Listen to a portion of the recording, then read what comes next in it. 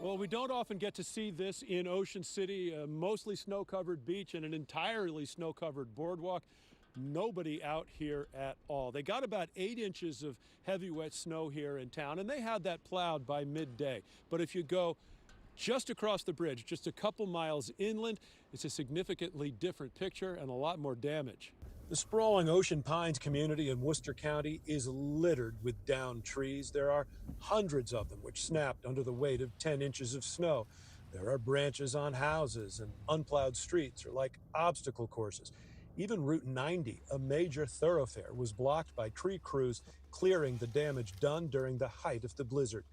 And at high tide, just before noon Monday in Ocean City, the water and surf were up at the inlet jetty, but it was not surging across the parking lot. We did find some minor street flooding on St. Louis Avenue, as often happens with nor'easters like this. The story here is that heavy snow blanketing the area.